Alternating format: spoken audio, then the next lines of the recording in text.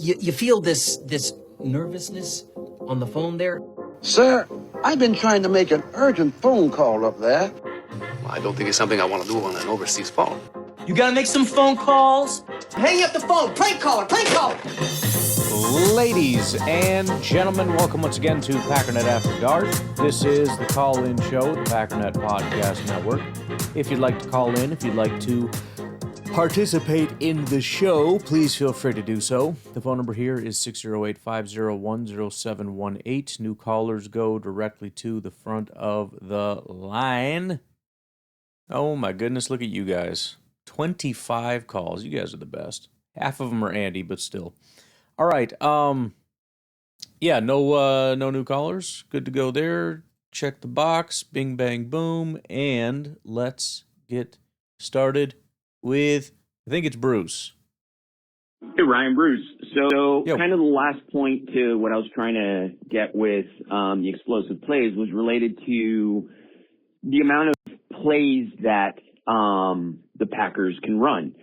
And also tying into the fact that they say Matt LaFleur, and you mentioned it, that there's this narrative that Matt LaFleur is holding back love. But I think my point more than anything with this was the fact that they keep talking about the volume, but explosive plays, whether they're successful or not, is going to get you off the field faster. So your time of possession is going to be less. That's a good point. So there's that.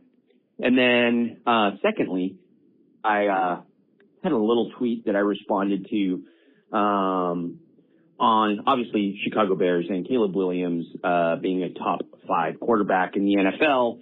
And unfortunately, I think I started looking into it and realizing that it's not just Bears fans, but everybody is on this bandwagon. So it's just feeding into this animal. So I decided to post, and this was a field thing for me. I did not dive into numbers. But I just went through the 32 starting quarterbacks, and I tried to decide would I take Caleb Williams over any of these quarterbacks. And I didn't put them in any particular order, but I went Jordan Love, Jared Goff, Matthew Stafford, Lamar Jackson, Patrick Mahomes, Josh Allen, Justin Herbert, Sam Darnold, Drake May, Joe Burrow, Dak Prescott, Brock Purdy, and Bo Nix. The two that I'm kind of iffy on are Darnold and Nix. But, dude, Nix would have been in the Super Bowl had he not been injured. They would have won that game if Sean Payton had just taken the damn points. And might have won the Super Bowl. And, look, Sam Darnold, man, went from nothing to making the Vikings extremely relevant, 15-2, and then getting shipped off, and then going to a Super Bowl with the Seahawks. So I put them on there just because of that. Beyond that, I have trouble adding people beyond Caleb Williams with the garbage that's left at quarterback. But I felt that was a good list. And, man, the pushback has been so bad. Do you agree with this list? Or, because this was a field list, not a stat list. Anyway, take care, brother. Bye. Well, as I kind of mentioned at some point, Packernet After Dark is more of a feels thing for me anyways. Look, there's nobody that you said that I would jump up and scream about, and I'm willing to bet, I don't know, I haven't seen your post, but I'm willing to bet, or maybe I did, but I didn't read the comments, I'm not sure. I don't want to, you sure you liked my post? I'm willing to bet anybody that argued with you, it's more so you're an idiot if you think such and such is better than Caleb. Look, it's all fun off-season content. So I'll let you know tomorrow. We're going through every position and ranking throughout the NFC North. So quarterback, running back, wide receiver, tight end, blah blah blah blah blah. It's a really difficult thing to do because there's so much context to it. It's not just what metric are you using. That's just part of it. But then there's also just a lot of nuance. You know what I mean? As far as rookies, for example. What do you do with rookies? I don't know what freaking do with rookies. What do you do with the Vikings quarterback situation? Is Kyler Murray a good quarterback or a bad quarterback? Is he healthy? If he's, do you say he's good, but I don't trust his health? And what does that mean? What about the Packers in pass rush? Where do they rank in their pass rushers? I mean, it's number one, but with Micah out a third of the season or whatever it's going to be. Do you dock them? How much do you dock them? How much do you like Van? So it's tough. We'll see how these things play out. Caleb, I think there's more questions than answers on him.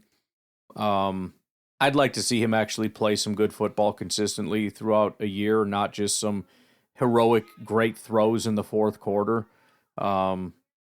Before I'm willing to crown him anything. I will. I mean, if the question is, and it usually is this question, it was the same with Justin Fields when everybody said he was so good.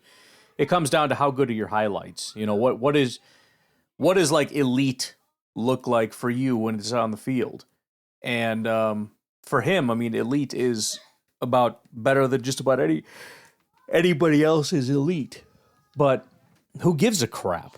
Who cares? Not me.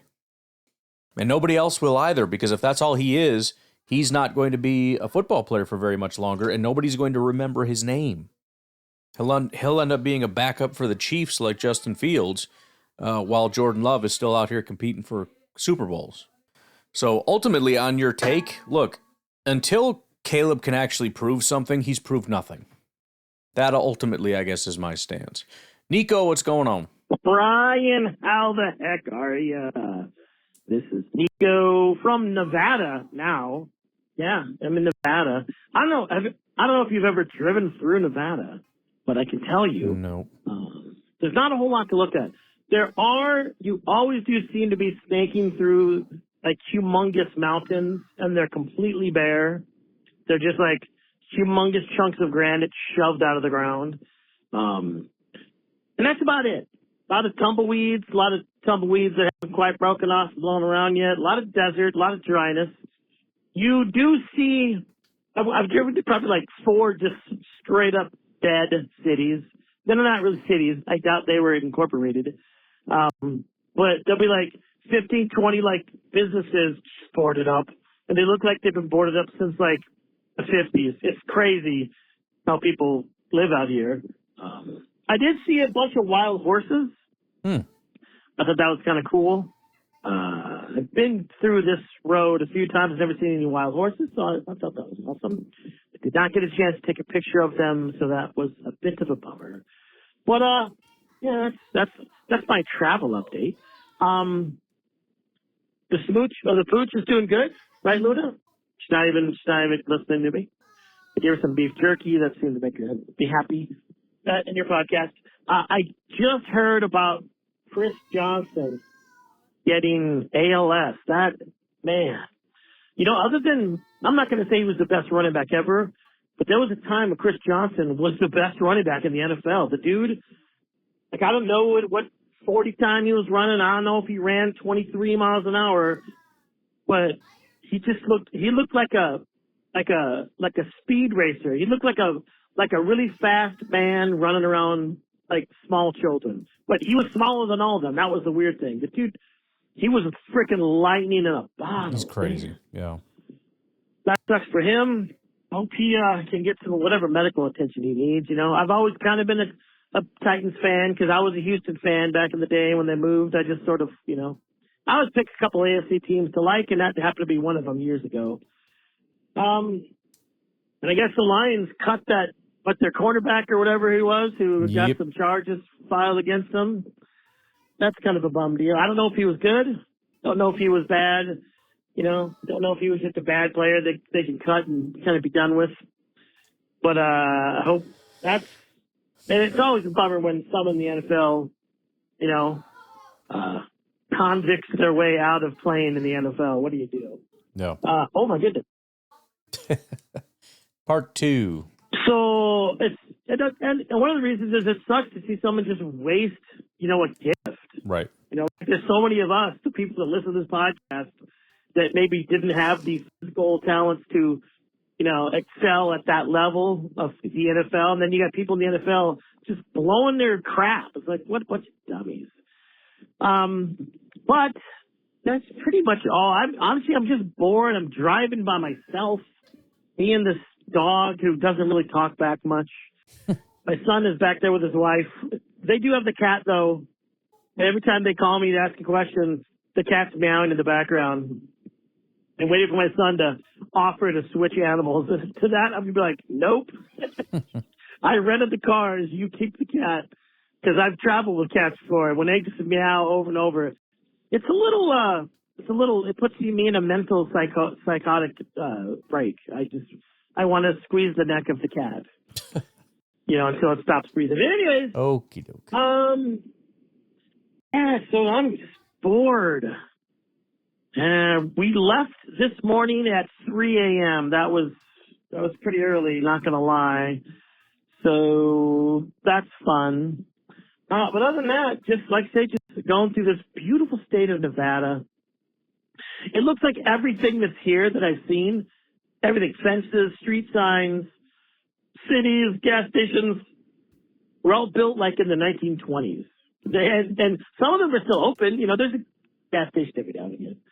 But, like I'm coming up on a little settlement right here, because this one doesn't look horribly old. But there's still some like trailers with blown out windows that you can tell, like, ain't no one living in those no more. 25 Whiskey Flats RV Park. Well, that sounds like fun. Anyways, just working on the old after dark. Oh, is that an old truck for sale? A truck's for sale when it has weeds growing up past the tires and like out of the where you close the hood. Then there's a good chance that car is available. But anyways, oh, look at that house. Oh my gosh. I feel like oh my Lord. Oh, I should take a picture of that. Send it to you. Too late. Anyways, hey, go Pack Go. And hopefully I'll send you some cool pictures of some freaking tore up old buildings. Peace out. Well, I'm glad you're. I haven't been out that way. I forgot what. I think it was like one of those house shows. They're selling houses or whatever the case, and it was out that way. And I remember just thinking, like, I feel like they're trying to hide this from, because I've never really seen video from this region of the country very much, or pictures very much from them over there. And it was about the prettiest looking place I think I've ever seen. Ever.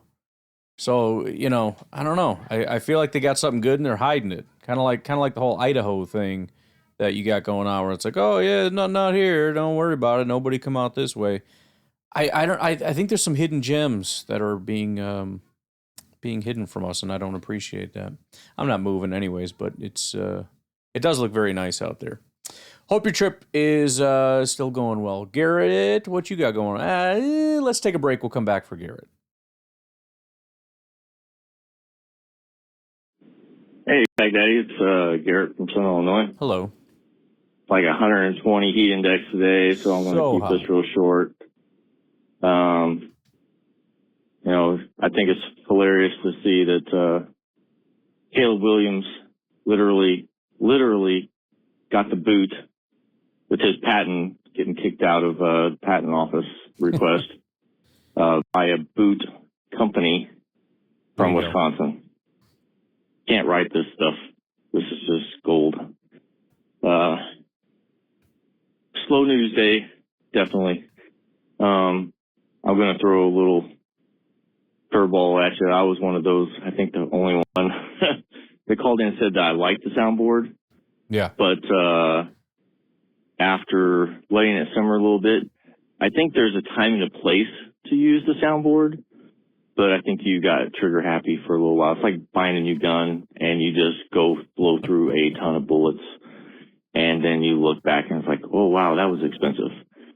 And now you just need to get better at your craft and pick and choose when you pull the trigger. And maybe it will age like fine wine. But too many farts can definitely turn people off. So anyways, stay cool, Ryan. I'm out. Yeah, like I said, we'll probably just do without that. I know, again, like I said, changes I think generally are only going to work against me for the most part, unfortunately. And so that would be another one of the changes. And I know at least one of the comments was just in general, really just not a fan of soundboards and all that kind of stuff. It's kind of a turn off. So it's just not worth it. It's not worth the I mean, it's extra work for me just to, make maybe half the fan base think it's, 2% funnier or something, while other people are contemplating whether they should just stop listening. It's not really worth the trade-off. Hey, Back Daddy, it's Garrett from Southern Illinois. Howdy. Just listening to the last podcast, and Bruce had called in talking about the explosive plays and stuff, and you made a comment that you didn't expand on, and I'm just kind of curious a little bit about it. And you mentioned the phrase, somebody that we're not talking about that we're letting off the hook, that's maybe responsible for how things went last year. And I'm really, really curious what your thought is about that.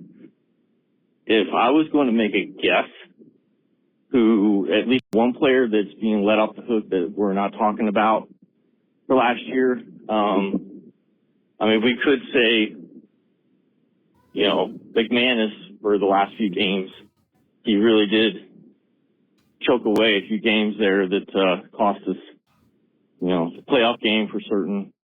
But, there were some games there where I feel like missed field goals cost us the game a little bit. So, you could say special teams overall, but I was just curious what you were inferring when you said a player that we're not talking about that we're letting off the hook that's maybe could take some of the blame for how the team has its struggles down the stretch. Well, I did eventually kind of let on to who that was, and I think the thing that threw you off is I did not say player, because it wasn't a player, it was a coach, and I was talking about Jeff Hafley. The defense just went absolutely to crap. You look at that final game, and yes, the offense also didn't score anymore, but to allow the Bears offense to just come surging back the way that they did. And then again, was watching that video where they were doing kind of the breakdowns, and it was basically just the Bears were just spamming the same thing over and over and over and over and over again, and we just had no answer for it and ended up losing the game and getting knocked out of the playoffs as a result, which I find to be pretty unacceptable for a guy that we tended to hold in pretty high esteem as some kind of a super genius.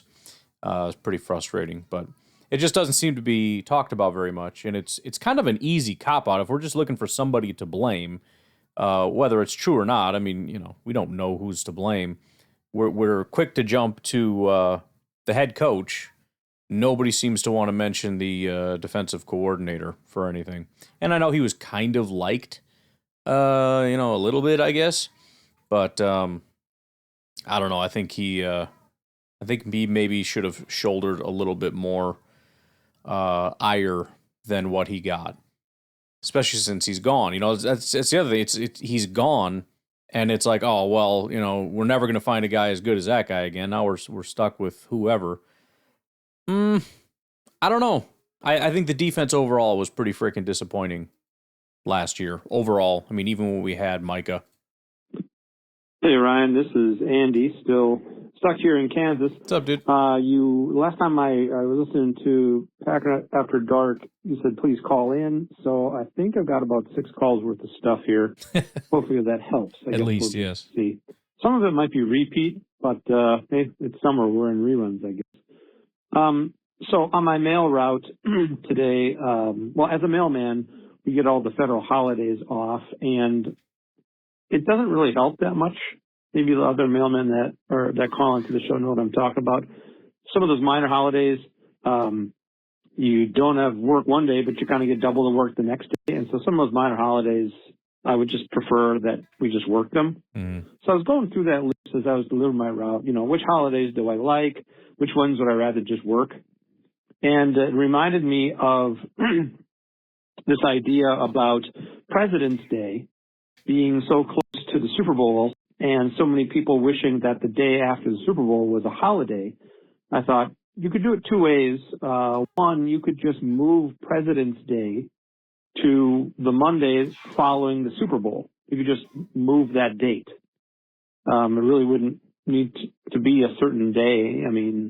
The presidents that we originally made it for, Washington, Lincoln, been dead for a long time, so they don't really care. And then I thought the other thing you could do is, and I've never been a proponent of an 18th NFL game, but if you added an 18th game and I guess added a bye week, would that actually help so that the calendar lined up so that the Super Bowl would always be the Sunday before President's Day, which means the day of the Super Bowl would already be a federal holiday? I don't know, something like that. As I said, if adding an 18th game would push the Super Bowl up 1 week so that it would fall right before President's Day, I guess I'm a proponent of an 18th game. Never really thought of it that way before. Anyway, I'll call back. Well, either way, it's just another selling point for the NFL, I guess, which, I mean, it's going to happen, but this can just be another pitch for the NFL to be like, if we do this, then everybody kind of gets what they want. So that'd be pretty. I mean, you as a prime example, as somebody who's not necessarily a proponent, this would get you over the edge. Not that how much fans care is going to move the needle a ton, but sometimes these things, when you're getting into negotiations, you do kind of pitch it to the people to let the pressure kind of come down on you a little bit. Couldn't hurt either way. Andy again. So a couple things about the Bears. The Bears had 2 playoff games last year, and I didn't really think about this for a while, but they had 2 home games last year. They were, I think, the 2 seed, right? Because as the 7th seed, we played them in the first round. Funny enough, that was one of the things Sal was talking about. I think it must have been Sal. And he was talking about losing at home to the Rams. I'm like, that wasn't at home to the Rams. The Rams would have been higher seed. It wasn't. They were at home in that game. Wild card round. How could anybody really think that the Bears playoffs were that much of a success? I mean, they played 2 games at home. They needed tremendous luck to beat the 7th seed. Yeah. As the home team. We all know we collapsed at the end of that game. We were ravaged by injury and all of that. And then they hosted the Rams the next week and lost, and Caleb played terribly. And he didn't really play very well in the Packers game until some of those late heroics. How in the world are their playoffs last year some sort of springboard into this season? Just another example of why people are, for some reason, crazy about the Bears. I just don't see it. And as far as Caleb Williams goes, people talk about his stats as being great stats, especially in the history of the Bears, which has gone on for more than 100 years. It means nothing. I guess one way to say it is, congratulations, Caleb. You are the tallest hobbit on your team. Thanks. Yeah, I mean, it's such a. Come on, you should feel embarrassed to make that a selling point. Genuinely, that should embarrass you. To say, well, he's a record-breaking quarterback. You understand that when you say that, we have to ask the question what record you're talking about. And it's a record that, I don't know, but I would guess pretty much every other rookie in his class has not only broken that exact same record, but exceeded it. Jordan Love has done the thing, the one record that you actually really care about. He's already surpassed that one. The 4,000-yard one that Caleb still hasn't done, despite the fact that he's been healthy for his entire career and despite the fact that he's been given extra games, still can't do it. Eventually I'm sure he's going to, but good Lord, this is pathetic. How absolutely stupid. Andy again. So people complain about how the Packers don't have the number 1 wide receiver, da-da-da-da. You've gone over that in good detail in the past. And some people have gone on to say, because the Packers don't invest first-round picks, they end up having, quote, a bad wide receiver room, or at least an unspectacular one. And it just goes against decent logic. So this is the opinion of some of those football bros who like to have, whatever their feelings on their shows go. But so let me get this straight. So our wide receiver room isn't that great, and that's why Jordan Love is maybe being kept down as a quarterback. I have no doubt people will try to make this argument. Okay, if that's true, then why are other people saying that the Packers had a bad offseason because they let Dobbs walk in free agency and traded Wicks? Because when it comes down to it, what they're saying is if an unspectacular wide receiver room kept Love down, then letting some of those receivers who aren't that great go is also considered bad for Jordan Love. Mm-hmm. You can't have both those things at Correct. the same time. Second thing, those fans who say Matt LaFleur is definitely the problem, always the problem, all that kind of stuff, maybe they do cite things like, if it's 2nd and 1, and I've seen this pattern. I'm not super happy about it, but someone complained. If it's 2nd and 1 or 3rd and 1, he's going to do that run straight up the middle, and it's so obvious and it never works. If that's true, then explain the tush-push success, because everybody knows that's coming. Sure. Right? And it's not even a fast-moving play. It's a very slow developing play. Everybody lines up, and it takes forever. Everybody knows it's coming, but that was highly successful. So I just don't believe that predictability means it's not going to work.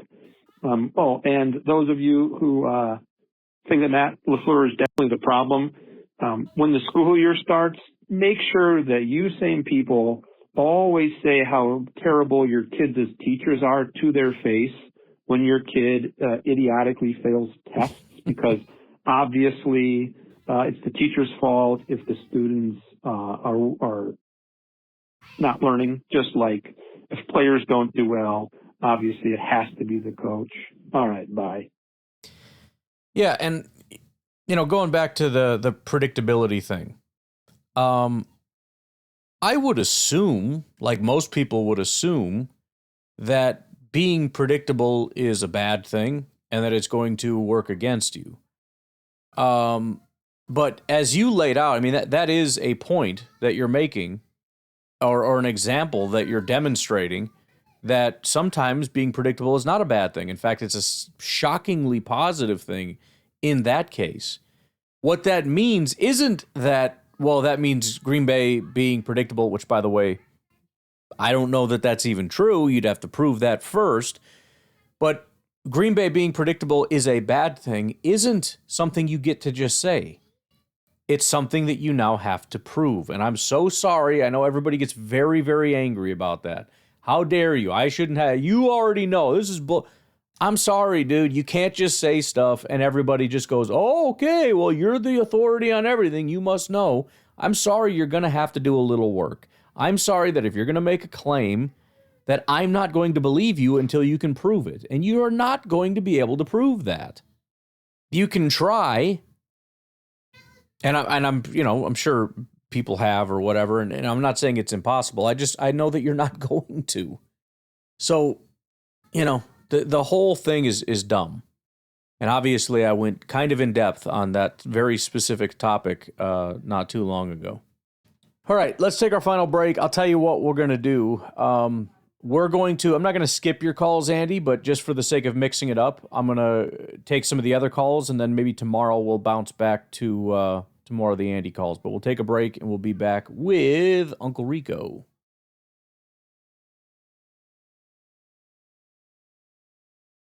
Yo, Brian, it's your Uncle Rico. What up? Hey, yo, sorry, y'all. I thought I was trying to, help out the Packernet After Dark because we're short on calls. So I get all crazy. I got this free time, kind of where and I call in, and I get out of hand because I'm kind of an idiot. And then, it turns out that I probably shouldn't have voiced my opinions because my opinions aren't popular. And then maybe the way I voice them is not a popular way because I'm kind of I'm a tard. So sorry guys, I didn't mean to mess things up and cause problems, and I didn't mean to make it political either. I didn't not trying to cause a debate or a problem. Not trying to cause problems, especially for you, Ryan. Not trying to cause problems on your show. Not trying to lose you listeners or whatever. But anyway, so I'll chill from now on. Okay, guys? Sorry. Give a brother a break. Won't happen again. Anyways, curious about the age debate. When Sal is, everybody's been doing it. I know Clayton's not been happy with it forever, and people talk about the age of the Packers. But my question is, where do they come up with the age? Is it I don't even know during the regular season how many people we have on the roster. I guess that's my question. When they figure the age, what group do they use? Do they add in the practice squad and the whole deal, or the somebody's calling me, the active roster? Obviously, I mean it's more than that, but what I'm getting at? What do they use? How many players are used to come up with this average age? All right, done. Rico out. Have a good week, guys. Later. Well, first of all, it's not that big of a deal as far as I don't super care. There's always a chance people are going to get annoyed and not come back or whatever, but that's everything, So I'm not. I don't know if it was me or what other people said or comments or whatever. I don't know what exactly you saw or whatever, but anywho, I don't super care. I guess my only thought is I hope somebody else calls in just so I can balance it out a little bit. You know what I mean? But I don't really care. The age. I don't know. I haven't really been a big age guy. I know Sal kind of took a position that I don't usually, but I want that to be the case. I actually thought, again, tooting my own or his horn or whatever, but I actually thought it was a decent look at it. I have some questions as far as how often there are teams even this young would have been my first, not necessarily objection, but the thing I'd want to look into. But it's interesting enough, I guess. I don't really put a lot into it. I would assume as far as what they're using, it's the 53. But I don't know. I really don't know what that's based on because, again, I haven't really. Of all the deep dives I've done, I don't know that I've ever really done age. I'm sure I've talked about it in some capacity. I just don't really care all that much. I don't see going out and getting a 40-year-old as fixing our problems. Oh, look, our average is 26 now. Like, okay, cool, I guess. I don't know. Let's throw an Andy back in. Let's go back for another Andy. Andy again. Some of these thoughts might take more than one phone call to get out there. So I really think that, and I'm talking more along the lines of some of these, as you called them, and I said before, these podcast bros about football and whatever. I don't know. It just seems to me that a lot of their football analysis really sounds like bad dating analysis. I'll be careful about this. Don't worry about Please. it. Okay, so just hear me out. So those guys who only analyze football teams and players based fully on stats, like just stats, okay? That's like finding a date based only on her picture, right? And if you got a catalog with a chair model in it, you might find somebody that you instantly fall in love with, but it kind of falls apart once you kind of look under the surface, much like analyzing just by stats. Okay, so guys who analyze by only looking at highlight videos, congratulations, you looked through her social media reels, the ones that has filters on it, and she only shows you what she wants you to see, and you can make a good judgment about the whole person from that. Yeah, that's you guys. All right, those who only use PFF, Okay, only use PFF completely. You, sir, are on a coffee date. It's kind of a date. It's maybe in the morning. It doesn't last for very long. You do get to talk to the person, but you're always kind of not getting the whole picture because it's kind of in the middle of the day. So there's not taking a walk afterwards. It's like carving out a little piece of her day.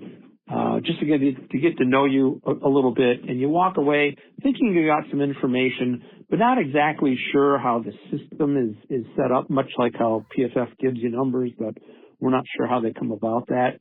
It just kind of gives you a better idea because you've actually talked to her, but you don't really know super much quite yet, and you just need to know more before you can say, this is her ranking, so to speak.